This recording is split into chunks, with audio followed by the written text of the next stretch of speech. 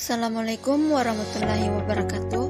Perkenalkan, nama saya Anita Aprilia Asir Putri dengan NIM 21040950101 kelas 21B.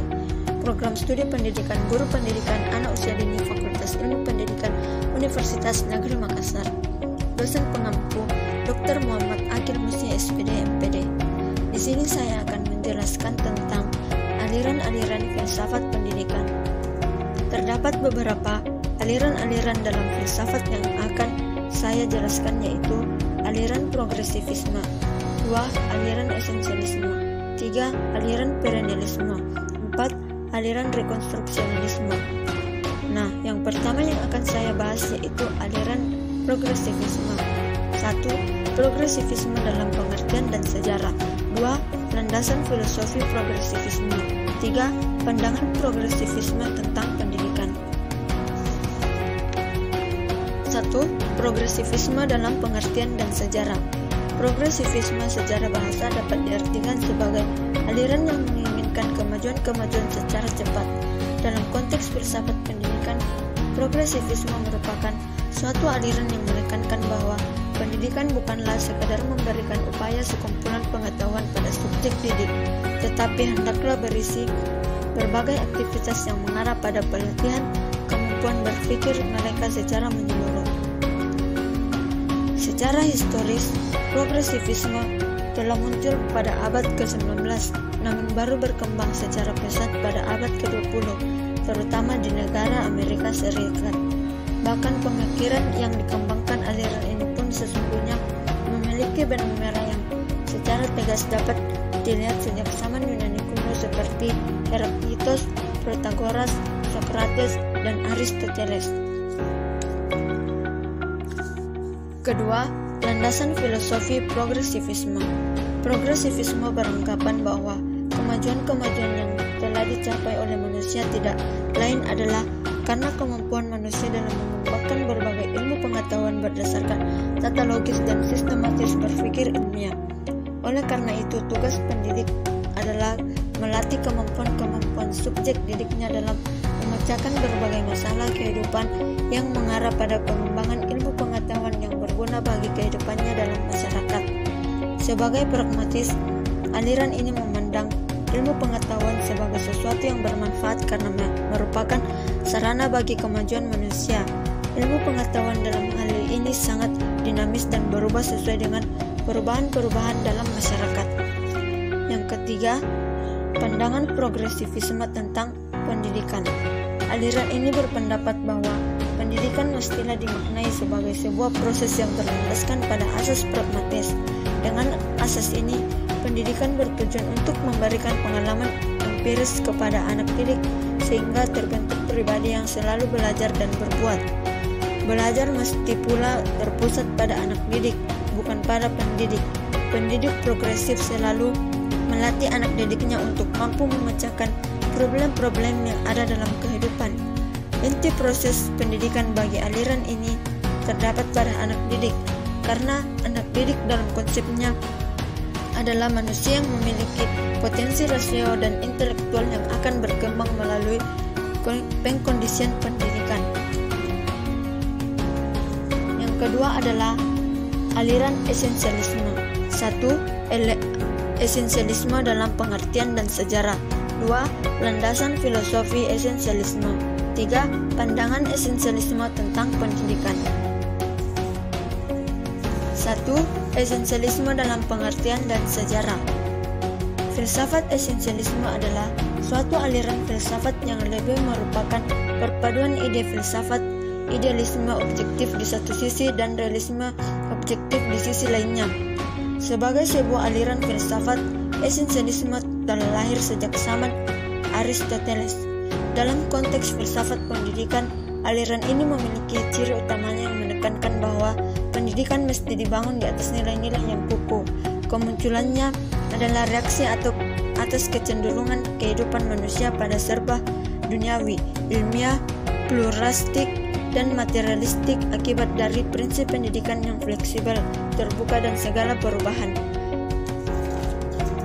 Kedua, landasan filosofi esensialisme. Esensialisme memandang manusia adalah bagian dari alam semesta yang bersifat mekanis dan tunduk pada hukum-hukum yang objektif, maka ia pun secara nyata terlibat dan tunduk pada hukum-hukum alam. Dengan demikian, manusia selalu bergerak dan berkembang sesuai dengan ketentuan-ketentuan hukum natural yang bersifat universal. Aliran ini berpendapat bahwa sumber segala pengetahuan manusia terletak pada keteraturan lingkungan hidupnya. Dalam bidang aksiologi, nilai bagi aliran ini seperti kebenaran berengkar dalam dan berasal dari sumber yang objektif. Immanuel Kant, seorang tokoh idealisme modern, mengemukakan bahwa asas dasar tindakan moral atas hukum moral adalah apa yang disebutkannya sebagai kategorial imperatif yang rasa kewajiban dan tugas tanpa syarat dan predikat seperti taat atau loyal terhadap suatu norma. Setiap manusia harus melakukan sesuatu sebab kebaikan senantiasa bersifat universal. Ketiga, pandangan esensialisme tentang pendidikan. Kelompok esensialisme memandang bahwa pendidikan yang didasari pada nilai-nilai yang fleksibel dapat menjadikan pendidikan ambivalen dan tidak memiliki arah dan orientasi yang jelas. Oleh karena itu, agar pendidikan memiliki tujuan yang jelas dan kukuh yang akan mendatangkan kestabilan, untuk itu perlu disiplin nilai yang mempunyai tata yang jelas dan teruji oleh waktu. Esensialisme memberikan penekanan upaya kependidikan dalam hal pengujian ulang materi-materi kurikulum, memberikan perbedaan esensialisme dan non-esensialisme dalam berbagai program sekolah, dan memberikan kembali pengukuhan otoritas pendidik dalam suatu kelas di sekolah. Para esensialis juga percaya bahwa proses belajar adalah proses penyesuaian diri individu dalam lingkungan dalam pola stimulus dan respon. Dalam hal ini, guru adalah sebagai agen untuk memperkuat pembentukan kebiasaan dalam rangka penyesuaian dengan lingkungan. Mereka yakin bahwa belajar mesti menekankan pada disiplin kerja keras yang ketat, dan juga yakin bahwa inisiatif pendidikan sepenuhnya tergantung pada guru, bukan pada peserta didik. Oleh karena itu, guru harus mengambil peran yang paling besar untuk mengatur dan mengarahkan peserta didik ke arah kedewasaan. Yang ketiga, aliran perennialisme. 1. Perennialisme dalam pengertian dan sejarah. 2. Landasan filosofi perennialisme. 3. Pandangan perennialisme tentang pendidikan. 1. Perennialisme dalam pengertian dan sejarah. Perennialisme dengan kata dasarnya perennial yang berarti lasting for everyone, long time, yakni kekal yang terus ada sampai akhir. Dalam pengertian yang lebih umum dapat dikatakan bahwa tradisi dipandang juga sebagai prinsip-prinsip yang abadi dan terus mengalir sepanjang sejarah manusia, karena ia adalah anugerah Tuhan pada semua manusia dan memang merupakan hakikat insania manusia. Perennialisme sesuai dengan namanya, yang berarti segala sesuatu yang ada sepanjang sejarah manusia, melihat bahwa tradisi perkembangan intelektual yang pada zaman Yunani kuno dan abad pertengahan yang telah terbukti dapat memberikan solusi bagi berbagai problem kehidupan masyarakat, perlu digunakan dapat diterapkan dalam menghadapi alam modern. Kedua, landasan filosofi perennialisme. Aliran ini memandang bahwa hakikat manusia sebagai makhluk rasional yang akan selalu sama bagi setiap manusia dimanapun sampai kapanpun dan perkembangan historisnya. Keyakinan ontologisme sedemikian membawa mereka pada suatu pemikiran bahwa kemajuan dan keharmonisan yang dialami oleh manusia di suatu masa akan dapat pula diterapkan pada manusia-manusia yang lain pada masa yang berbeda, sehingga kesuksesan masa lalu dapat pula diterapkan untuk memecahkan problem masa sekarang dan masa akan datang, bahkan sampai kapanpun dan dimanapun. Menurut psikologis Plato, manusia pada hakikatnya memiliki 3 potensi dasar, yaitu nafsu, kemauan, dan pemikiran. Ketiga potensi ini merupakan asas bagi bangunan kepribadian dan watak manusia. Ketiga potensi ini akan tumbuh dan berkembang melalui pendidikan, sehingga ketiganya berjalan seimbang dan harmonis. 3. Pandangan paralelisme tentang pendidikan. Pendidikan menurut aliran ini bukanlah semacam imitasi kehidupan, tetapi tidak lain adalah suatu upaya mempersiapkan suatu kehidupan. Sekolah menurut kelompok ini tidak akan pernah menjadi situasi kehidupan yang real. Tugasnya adalah bagaimana merealisasikan nilai-nilai yang diwariskan kepadanya dan jika memungkinkan meningkatkan dan menambahkan presentasi-presentasi melalui usahanya sendiri. Aliran ini meyakinkan bahwa pendidikan adalah transfer ilmu pengetahuan tentang kebenaran abadi.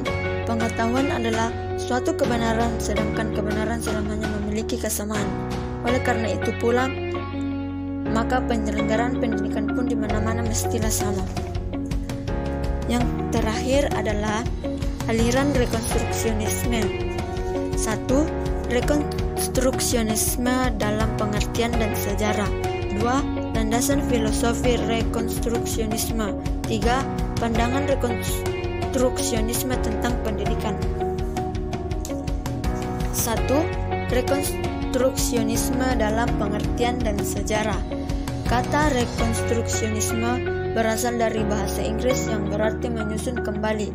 Aliran ini sebagai aliran pendidikan secara awal sejarahnya di tahun 1920 dengan lahirnya berbagai karya John Dewey yang berjudul Rekonstruksi in Philosophy yang kemudian digerakkan nyata oleh George Kunz dan Harold Rook di tahun 1930 selalu menjadikan lembaga pendidikan sebagai rekonstruksi masyarakat. 2. Landasan filosofi rekonstruksionisme. Aliran ini memandang bahwa realitas itu bersifat universal. Realitas itu ada di mana saja. Untuk memahami suatu realitas dimulai dari suatu yang konkret menuju aliran yang khusus untuk menempatkan diri dalam mewujudkan sebagaimana yang kita lihat di hadapan kita dan ditangkap oleh panca indera manusia. Aliran rekonstruksisme memandang nilai berdasarkan pada supranatural yang bersifat universal yang berdasarkan pada nilai-nilai teologis. Karena dipimpin oleh Tuhan, maka peninjauan tentang kebaikan dan keburukan pun dapat dilakukan dan diketahuinya. Aristoteles dalam hal ini membedakan kebaikan kepada dua macam, yaitu kebaikan moral dan kebaikan intelektual. Kebaikan moral diperoleh dari pembiasaan dan merupakan dasar dari kewajiban intelektual. Yang ketiga, pandangan rekonstruksionisme tentang pendidikan. Aliran ini yakin bahwa pendidikan tidaklah adalah tanggung jawab sosial. Hal ini mengingatkan eksistensi pendidikan dalam keseluruhan realitasnya diarahkan untuk mengembangkan atau perubahan masyarakat. Para rekonstruksionisme menginginkan bahwa pendidikan dapat memunculkan kesadaran para peserta didik untuk senantiasa memperhatikan persoalan sosial, ekonomi, dan politik. Tujuan aliran ini tidak lain adalah jawaban atas keinginan untuk membangun masyarakat baru, yakni suatu masyarakat global yang memiliki hubungan interdependensi. Aliran ini percaya bahwa pendidikan sebagai suatu lembaga masyarakat tentulah diarahkan pada upaya rekayasa sosial, sehingga segala sesuatu aktivitasnya pun senantiasa merupakan solusi bagi berbagai problema dalam masyarakat. Oleh karena itu, lembaga pendidikan harus memiliki komitmen untuk menciptakan masyarakat yang syarat dengan nilai-nilai budaya dan sosial ekonomi dan membentuk harmonisasi dalam suatu kehidupan. Baiklah, sekian penjelasan dari saya. Lebih dan kurangnya mohon dimaafkan. Assalamualaikum warahmatullahi wabarakatuh.